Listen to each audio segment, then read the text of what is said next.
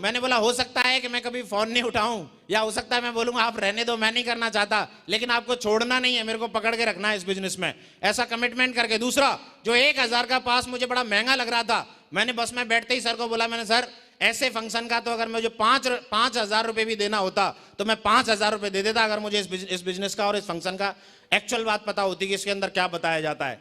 तो सबसे बड़ी चीज ये है कि बहुत सारे लोग फंक्शंस को अटेंड नहीं करते और उनका कभी विजन बड़ा नहीं हो पाता। इच्छा तो है, करना तो चाहते हैं, लाइफ में बदलाव तो चाहते हैं, लेकिन कभी वो यही नहीं देख पाते कि आके ये बिजनेस बड़ा कितना है। तो वहां से इस बिजनेस में मैंने काम किया, और लौटते ही मैंने उसके अगले महीने में ही कम से कम 20 सेल निकाले, सेल्फ 15 से 20 सेल सेल्फ निकाले लौटते ही दोस्तों।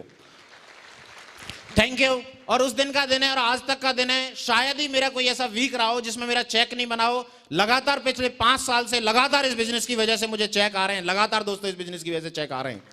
Thank you. उसके बाद तुरंत से बहुत ज्यादा समय नहीं हुआ था, कुछ ही समय निकला, तभी मेरे को सर ने बोला कि आपको एक ट्रेनिंग है, दिशा ट्रेनिंग अटेंड करनी है।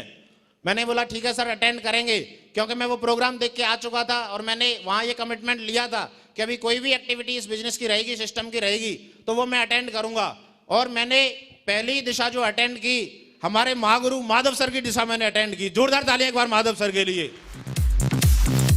Thank you. आप यकीन मानना, जो थोड़ा बहुत कहीं कुछ मन में होगा भी, वो 4 दिन में सर ने एकदम क्लियर कर दिया, क्रिस्टल क्लियर। पहले मैं जब काम कर रहा था तो थोड़ा हबड़ तबड़ में करता था, जल्दी काम करता था कि चलो वो है, लेकिन उसके बाद ये मान के चलो कि उसकी रफ्तार भी 4 गुनी बढ़ गई। और एक चीज दिमाग में मेरे क्लियर हो गई कि सर अगर इनके जैसे महान मेंटर्स अगर हमें गाइड कर रहे हैं तो इसमें तो कोई डाउट ही नहीं है। ऐसा नहीं कि वहां बहुत ज्यादा कोई बिजनेस की बातें की गई, लेकिन वहां जीवन के बारे में सर ने बताया कि जिंदगी होती क्या है, जिंदगी का असली मकसद होता क्या है। आप अगर इस दुनिया में आए हो तो क्या केवल इसी की चीज के लिए आए हो कि खाना खाओ, बच्चे पैदा करो और निकलते चलो? नहीं, बहुत सारी चीजें वहां मेरी पहली बार जिंदगी में क्लियर हुई। आप यकीन मानना, मैं बचपन में भी संत महात्माओं के टच में रहा हूं, हमारे गुरुजी हमारे साथ रहा करते थे गांव में भी। मुझे दूसरी बार अगर कोई संत महात्मा के रूप में नजर आए तो हमारे माधव सर नजर आए, जो उन्होंने मुझे एक बात मुझे आज तक याद है उनकी, जो उन्होंने वहां बोली थी। Thank you. तो जब वो दिशा का सेशन अटेंड करने के बाद मेरी डायमंडशिप पे पूरा मोहर लग गया कि अभी तो डायमंड बने बिना और कोई दूसरा तरीका नहीं है भाई, डायमंड बनना ही बनना है। ये चीज मुझे वहां से क्लियर हो गई। मैं उस फंक्शन से और डायमंड्स के बाद में जितनी भी एक्टिविटी सिस्टम की रही, जब भी रही, उन्हें मैंने लगातार अटेंड किया, रेगुलर अटेंड किया। कोई भी एक्टिविटी मैंने कभी मिस नहीं की, चाहे वो कहीं भी इंडिया के किसी भी कोने में हो। और अगर कभी बाई चांस ऐसा हुआ भी हो कि मेरे मन में अटेंड करने की नहीं हो, तो राहुल सर ने बोला, और राहुल सर को अगर ऐसा लगा कि ये कहीं पीछे हटने की कोशिश कर रहे हैं, जो कमिटमेंट सर ने दिया था, तो उन्होंने सीधा जसवीर सर को बोला कि सर वैसे चलने को तैयार हैं, एक बार बस आप बात कर लेना। एक एक्टिविटी थी गुड़गांव का और जबूरा शो का, वो मैं फर्स्ट टाइम जा रहा था, तो मेरे पास में उस समय पैसे की थोड़ी प्रॉब्लम थी, और सर ने जसवीर सर को फोन किया। जसवीर जी का रात को फोन आया 10 बजे, और ये नहीं पूछा सर ने क्या है क्या नहीं है, क्योंकि बात तो हो चुकी होंगी। सर ने सीधा बोला हाँ सर पैकिंग कर ली।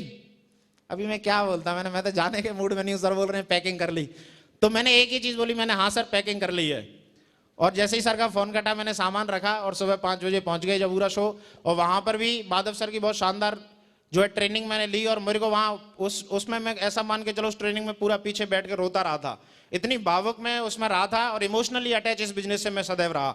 तो आप यकीन मानना कि इस बिजनेस की किसी भी एक्टिविटी को, चाहे किसी भी वजह से, हो सकता है मेरे अपलाइन से संपर्क बहुत बढ़िया रहे, मैंने हमेशा इस चीज में लगातार करता रहा और मैं हमेशा टच में रहा, कभी भी मैंने इसकी कोई भी एक्टिविटी को मिस करने की कोशिश नहीं की। एक चीज मैं बता रहा हूं, जो मैंने सबसे पहला प्रोग्राम अटेंड किया था, फर्स्ट प्रोग्राम मैंने अटेंड किया था, और उसमें सर ने एक बहुत शानदार स्टोरी सुनाई थी। उस स्टोरी को मैं शेयर करूंगा और उस स्टोरी के माध्यम से ही मैं बहुत सारी चीजें बताना चाहूंगा।